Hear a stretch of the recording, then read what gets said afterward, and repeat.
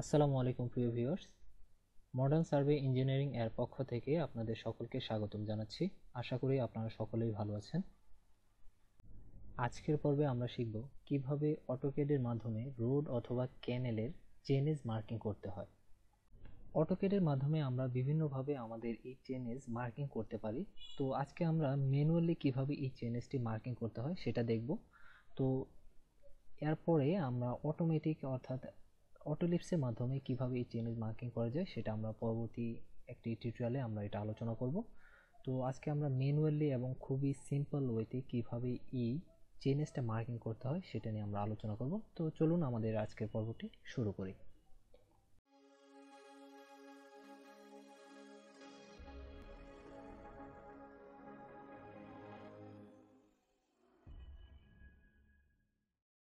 তো এখানে আপনারা দেখতে পাচ্ছেন আমার কাছে একটি রোড প্রোফাইল আছে। তো এই রোড প্রোফাইলের আমরা আজকে চেনেজটা মার্কিং করব। তো এখানে আপনারা দেখতে পাচ্ছেন আমাদের রোডের দুই পাশের আউটলাইন দেওয়া আছে এবং এখানে সেন্টার লাইন দেওয়া আছে।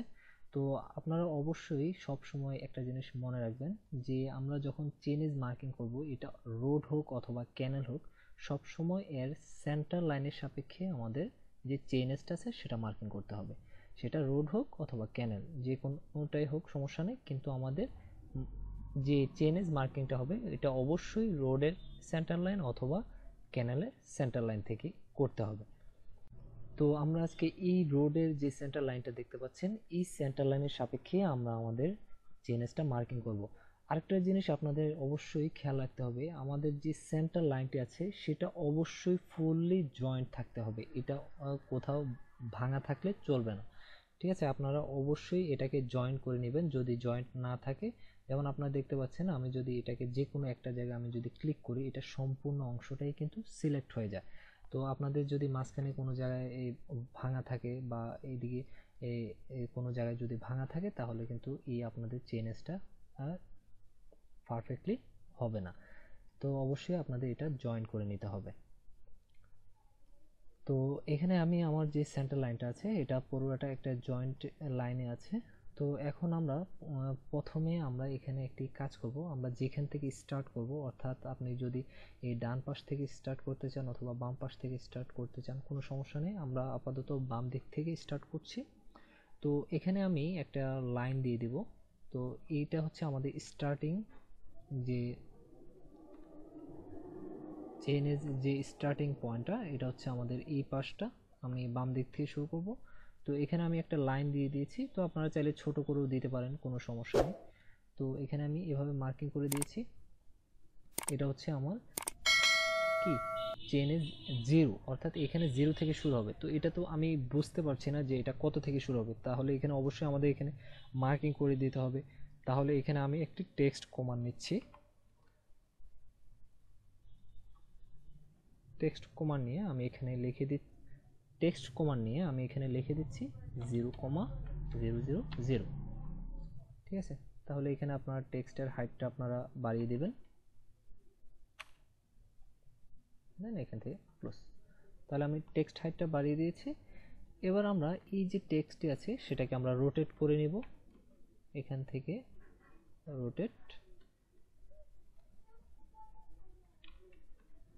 দেন আমরা এটাকে মুভ করে এই যে আমরা যে লাইনটা এঁকেছিলাম এই লাইনের একবারে সেন্টার বরাবর রেখে দেব।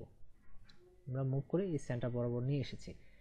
এবার আমরা এই যে চেইনসটা জিরো চেইনস সাপেক্ষে আমাদের এই চেইন যে সেন্টার লাইনটা আছে এই সেন্টার লাইনে চেইনসটা তৈরি হবে। দেন এবার আমরা অ্যারে কমান্ড নেব। তো অ্যারে কমান্ড নেওয়ার জন্য আমরা সিম্পলি কিবোর্ড থেকে এ আর লিখে এন্টার প্রেস করব।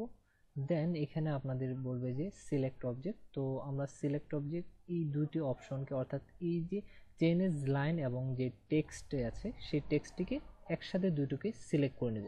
তো সিলেক্ট করার পর আমরা জাস্ট এন্টার প্রেস করব। তো তারপর এখানে আমাদের এই তিনটি অপশন আসবে। ঠিক আছে, তো আপনারা যদি অটোক্যাডের লোয়ার ভার্সন যদি ইউজ করেন তাহলে আপনারা কিন্তু পাবেন শুধু রেক্ট্যাঙ্গুলার এবং পোলারে, কিন্তু আপডেট যে সফটওয়্যারগুলো আছে। তো আপনারা দেখতে পাচ্ছেন আমি এখানে অটোক্যাড 2023 ব্যবহার করছি। অর্থাৎ আপনি যদি অটোক্যাড 2010 থেকে আপডেট যত ভার্সন আছে, অর্থাৎ মেবি 9 থেকে যত আপডেটের সফটওয়্যার আছে সেগুলোতে কিন্তু আপনারা এই পাথ যে অপশনটি আছে এটা পাবেন, কিন্তু এই 2009 নিচে ওগুলাতে পাওয়ার সম্ভাবনাটা খুব কম, নাও পেতে পারেন। তো আমরা এই পাথ এর মাধ্যমে আমরা এই চেন এসটি তৈরি করব। তো এখান থেকে আমরা এই তিনটে অপশনের মধ্যে আমরা পাথ এরিয়াটা সিলেক্ট করলাম। সিলেক্ট করার পর এখানে আপনাদের দেখেন কমান্ড বারে আপনাদের বলছে যে সিলেক্ট পাথ কার্ভ। তো আমরা এখান থেকে এই দুটি আমরা সিলেক্ট পাথ কার্ভ, আমরা এখান থেকে এই সেন্টার লাইনটিকে সিলেক্ট করব। তো এই সেন্টার লাইনটিকে সিলেক্ট করলাম। দেখেন সেন্টার লাইনটিকে সিলেক্ট করার সাথে সাথে কিন্তু ওই সেন্টার লাইনের সাপেক্ষে আমাদের এই যে চেইনসটা অটোমেটিকলি আমাদের জেনারেট হয়ে গেছে। কিন্তু এখানে আপনাদের লক্ষ্য করেন আমাদের অনেক ঘন ঘন, এটা কিন্তু এখনো আমাদের ডিসটেন্স দেওয়া বাকি আছে। আপনারা উপরে বাম পাশে দেখতে পাবেন যে বিটুইন, অর্থাৎ আপনার একটা চেইনস থেকে আরেকটা চেইনের মাঝে যে গ্যাপটা, এটা কতটুকু রাখতে চাচ্ছেন। তো এইখানে এটা হচ্ছে এই বিটুইন, এই গ্যাপটা। তাহলে এখানে আপনারা আমাদের যদি চেইনের যে ডিসটেন্সটা এটা যদি 20 হয় তাহলে 20 মিটার দিবেন, তাহলে 30, এভাবে যত মিটার হয়ে থাকে আপনারা তত মিটার এখানে দিতে পারেন। তো আমাদের এই যে রোড যে ক্রস চেইনসটি আছে সেই চেইনসটি আমাদের 50 মিটার পর পর আমাদের চেইনস দিতে হবে। তো সেই জন্য আমি এখানে 50 দিচ্ছি। তো আপনাদের যদি কম বেশি দিতে হয় তাহলে আপনারা এখানে ওটা দিয়ে দিবেন। তো আমি এখানে 50 দিয়ে আমি এন্টার দিচ্ছি। তাহলে দেখতে পাচ্ছেন 50 দিয়ে এন্টার দেওয়ার সাথে সাথে কিন্তু আমার এটা গ্যাপ হয়ে গেছে। ঠিক আছে, এই যে দেখেন কার্ভে কি সুন্দর এটা একবার অ্যাডজাস্ট হয়ে গেছে। আমাদের এটা কোনো কিছু রোটেট বা মিরর কিছু করতে হয়নি, অটোমেটিকলি এটা কার্ভ হয়ে গেছে। তো এবার আমরা এখান থেকে এটাকে ক্লোজ করে দিব। আমাদের অ্যারে এখানে কাজ শেষ, এটাকে আমরা এবার ক্লোজ করে দিব। তো আমরা যখন আপডেট ভার্সনে অ্যারে যদি কাজ করে থাকি তাহলে অ্যারে করার পর ওই অ্যারেটা একটা ব্লকে রূপান্তরিত হয়ে যায়। অর্থাৎ আমরা যখন একটাতে সিলেক্ট করি তখন দেখেন যে পুরো অ্যারেটা আমাদের ব্লক হয়ে গেছে। তো ব্লকটা আপনাদের আনব্লক করার জন্য আমরা জাস্ট এই অ্যারেটাকে সিলেক্ট করব। সিলেক্ট করে কিবোর্ড থেকে এক্স লিখে এন্টার প্রেস করব। তাহলে দেখতে পাচ্ছেন আমাদের যে অ্যারেটা এটা সম্পূর্ণ পৃথকভাবে আলাদা আলাদা হয়ে গেছে। তো এখন আমরা আমাদের বাকি কাজটা করতে পারি। আমাদের চেইনিজ মার্কিং করা কমপ্লিট হয়ে গেছে, কিন্তু আমাদের এখন বাকি আছে শুধু এই যে ডিসটেন্সগুলো দেওয়া। তো এখানে দেখতে পাচ্ছেন সবগুলো 0 0 0 0 হয়ে আছে, কিন্তু আমাদের তো এরকম দিলে চলবে না, ঠিক না? আমাদের অবশ্যই এটা হয়তো 0 50 100 এভাবে চেইনিজটা মার্কিং করতে হয়।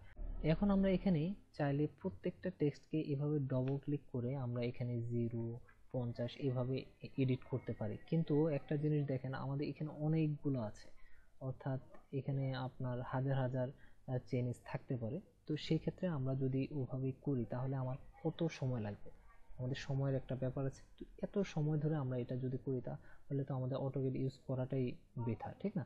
তো অটোকেড কিন্তু আপনাদের শর্টকাট করার জন্যই কিন্তু অটোকেড। তো এই জন্য এখন আমরা যে কাজটি করব, তো এটাকে অটো মার্কিং করার জন্য, অর্থাৎ আমরা এখানে অটো যে ডিসটেন্সটা এটা দেওয়ার জন্য আমরা চলে যাব এই যে উপরে যে এক্সপ্রেস টুল নামে একটি অপশন পাবেন, আমরা এই অপশনটিতে চলে যাব। এখানে যাওয়ার পর এই যে অটো নাম্বার নামে একটি অপশন পাবেন, আমরা এই অটো নাম্বার এই অপশনটিতে ক্লিক করব, অথবা এর শর্ট কমান্ড আপনারা টি কাউন্টও ব্যবহার করতে পারেন। এখানে আপনাদের টি কাউন্ট দিলেও চলবে। তো আমি অটো নাম্বার এই অপশনটিতে সিলেক্ট করলাম। সিলেক্ট করার পর আপনাদের এখানে অবজেক্ট সিলেক্ট করার জন্য বলছে। অবজেক্ট চাইলে আপনার পুরো সম্পূর্ণ অংশটা এভাবে সিলেক্ট করতে পারেন। সিলেক্ট করলে আপনার অবশ্যই শুধু টেক্সট ব্যতীত সে অন্য কোনো লাইন কিন্তু সিলেক্ট হবে না।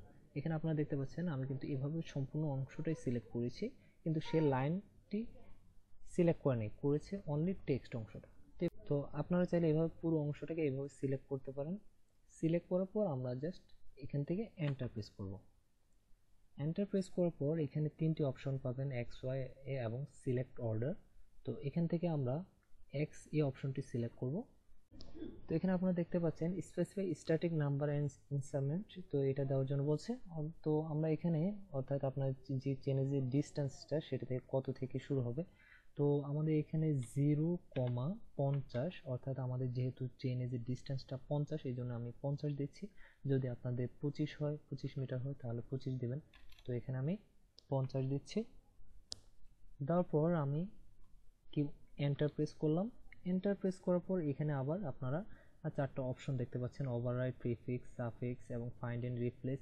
তো এখানে আমরা কোনটি ব্যবহার করব? এখানে আমরা যদি প্রিফিক্স ব্যবহার করি তাহলে আপনার এই লেখাটা থাকবে এবং লেখার আর আগে আমাদের যে চেনেসটা এটা মার্কিং হবে। আর যদি সাফিক্স দিই তাহলে ই জিরোটা থাকবে, এটার পরে আপনার কি হবে, সাফিক্সটা অর্থাৎ আপনার চেনেসটা মার্কিং হবে। তো আমরা চাচ্ছি এই লেখাটা উঠে আমাদের এর নতুন যে চেনেস যে ডিস্টেন্সটা সেটা শো করবে, সেই জন্য আমাদের দিতে হবে ওভাররাইট। তো আমরা এখন ওভাররাইটে ক্লিক করব। তো ভিউয়ার্স আপনারা দেখতে পাচ্ছেন আমাদের এখানে চেনেসটা অটোমেটিক মার্কিং হয়ে গেছে। তো এখানে দেখতে পাচ্ছেন 0, 50, 100, 150, 200 এইভাবে আমাদের 50 মিটার পর পর কিন্তু আমাদের চেনেসটা অটোমেটিক কাউন্ট এবং লাইন অটোমেটিকলি মার্কিং হয়ে গেছে। এবং কার্ভে যদি এসে দেখি আমাদের কার্ভেও অটোমেটিকলি সে কিন্তু একটি এই কার্ভ আকারে, অর্থাৎ কার্ভ অটোমেটিক সে চেনেসটা মার্কিং করে নিয়েছে। তো এখন আমরা যদি এই চেনেসগুলো চেক করি আসলে এগুলো 50 মিটার আছে কিনা, আমরা তো 50 মিটার নিয়েছিলাম, এখন 50 মিটার আছে কিনা দেখি। তো এখানে দেখতে পাচ্ছেন আমাদের এটা 50 মিটারই আছে। আমরা এটাও যদি চেক করি তাহলে এইভাবে আমরা প্রত্যেকটা অংশই দেখব যে 50 মিটার পর পর আমাদের যে চেনেসটা আছে সেটা মার্কিং হয়ে গেছে। তো এভাবে আমরা আমাদের যে রোড অথবা ক্যানেল হোক, তো এভাবে আমরা আমাদের যে চেনেস মার্কিংটা আমরা করে নিতে পারবো। তো আশা করি আপনারা বুঝতে পেরেছেন, এভাবে আপনারা আপনাদের রোড অথবা ক্যানেলের জন্য এভাবে চেনেস মার্কিং করে নিতে পারেন। তো আপনারা কয়েকবার চেষ্টা করলে আপনারা এই চেনেসটা মার্কিং করে নিতে পারবেন আশা করি। তো আজকে এই পর্যন্তই, সকলে সুস্থ থাকবেন, আল্লাহ হাফেজ।